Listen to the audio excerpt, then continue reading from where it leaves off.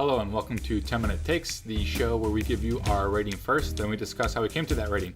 Today's movie is First Man. You ready to rate First Man? I'm ready to rate First Man.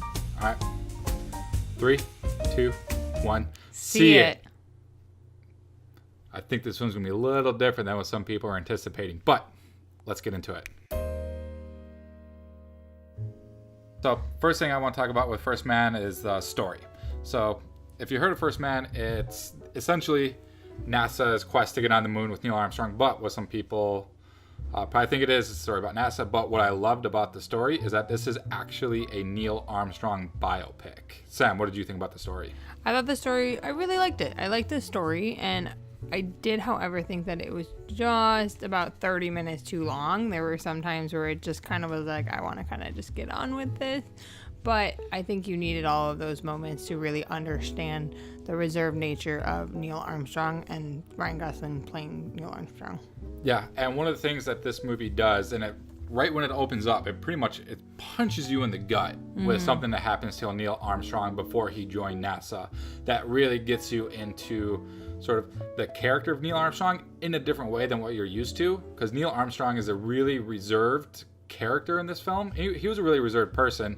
And the way the film opens up, you kind of understand why he was like that. And as the story goes on, all of those reasons on why he reserves just builds and builds and builds, and he feels a little bit more distant as the movie goes on. And then when they actually go on their mission, you kind of see a little bit more of him back. It's just constantly pounded, or at least was pounded in his life, as how it's depicted in this film, like with just death. People are always dying. I didn't realize how dangerous the NASA program was. And all the people that he was surrounded with, there's a lot of people that die in this film. I was actually just shocked by how many, it's just like, and there's funeral scenes. The numbers go up and up and up. And there's just some point where you're like, I don't even know if I can handle more of the death scenes, but it really helps you understand Neil Armstrong as a person. And then I also liked the moon landing because it is a Neil Armstrong biopic. It wasn't so much, the moon landing isn't so much about what it meant to the culture at hand, but what it meant to Neil Armstrong. Mm-hmm. And that's one of the things, that's like the different twist on the landing that I liked a lot.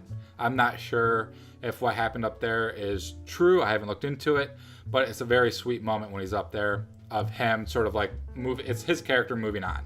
Mm-hmm. Or progressing, I guess you could say. Progressing in his life. It was very meaningful, and I think that's what made the whole film a see it for me, was that exact moment of him on the moon and letting go of everything in his past and moving forward.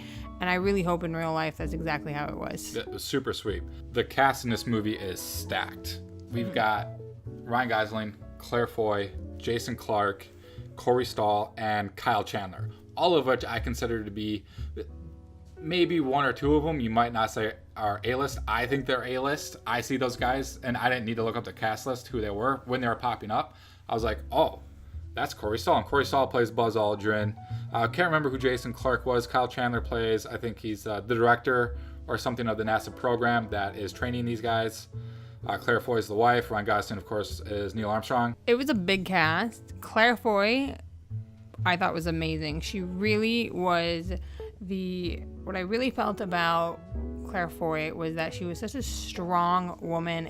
She went through all of these heartbreaking times, and she was always able to pull through, and she was strong for her family, and that's what I really like to see, and I really could connect with her. And I'm so happy that she was a big part of the movie, because that made me understand Neil Armstrong and the relationship that they had and what she had to go through while her husband was going to the moon in a time where it was so terrifying on whether or not he was going to come back. And she made it really feel, I really made that connection with her in the sense of I was able to see and feel exactly what she was feeling. I agree. She brought a level of life into that part into like Neil Armstrong's story, because Neil Armstrong is played by Ryan Gosling with such a quiet reserve that it's kind of hard from time to time to understand what he's actually feeling. I was able to feel or get what he was feeling through Ryan Gosling's just quiet performance. You can see it in his facial expressions when he was going through a hard time. But some people might not gel with that.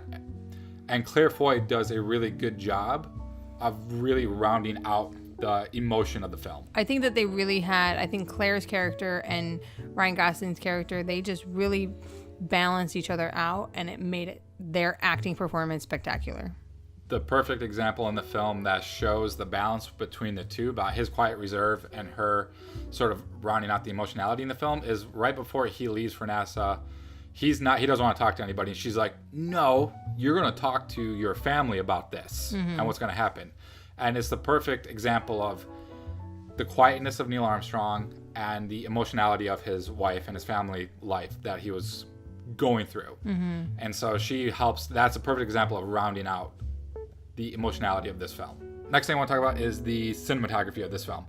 The cinematography I thought was, I want to say I loved it. There's some stuff that I didn't love about it, but Sam, what did you think about the cinematography? There's something that you said right after the film was over that I was like, yes, exactly. And I think it was part of the point of the cinematography. I think what I really liked about the look of the film is that it looked like a 70s and 80s film. And it was the first thing I said to you when we walked out of the theater, because I was thinking about how I personally enjoy 80s films so much, and it brought me back to going into a theater and being able to see almost an old-time movie. Yeah, it did. It felt and looked like a film from the 70s. I think they actually shot it with film. You could see film grain, scratches in the picture. It reminded me kind of a Chinatown kind of a cinematography. I'm a film buff, so Jack Nicholson, Chinatown, old school 70s film. So it felt like it came from that era of film, which I absolutely loved. The thing about the cinematography that I didn't like was that it was shaky cam pretty much throughout the whole film, and I felt like there's a lot of shaky cam where we didn't need the shaky cam. I had to look away on some of the shaky camera movements because it was almost too much for me.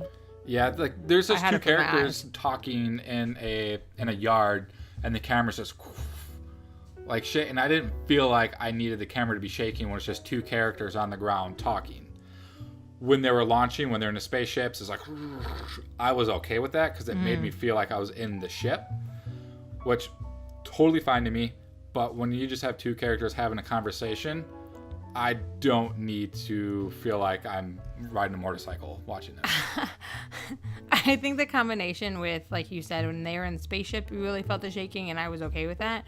It was still a lot, but I think that was why after a while I was like, okay, this shakiness is almost becoming too much, because it wasn't just during the spaceship moment. It was sporadically throughout the film. Now, they cut the shakiness out at a certain point. So I get the art of the shakiness, and then when it's almost like once Neil Armstrong's character like sees clarity, the camera work then stops being shaky. Right. And I don't want to get too far into it, but there is an art behind the shakiness and the non-shakiness. I just think they could have dialed it back a little bit earlier in the film with the quieter moments. Okay. I didn't realize that it was an art form, but that's new to me.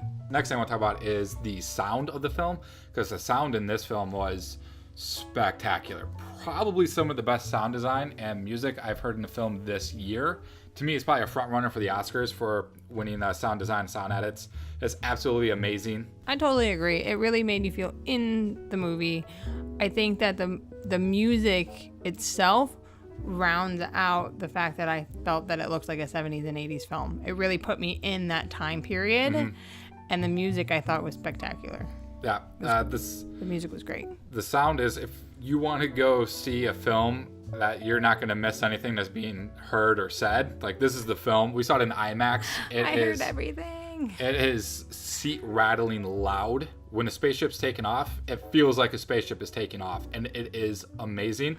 The soundtrack is also amazing. The soundtrack was done by the same guy that did La La Land, which this is Damien Chazelle's movie. Damien Chazelle directed La La Land. He directed this, and he reteamed with his sound composer, or his music composer from La La Land with this, and you can hear the jazz-like tones throughout this film, that interweave between the very loud scenes to the very quiet scenes.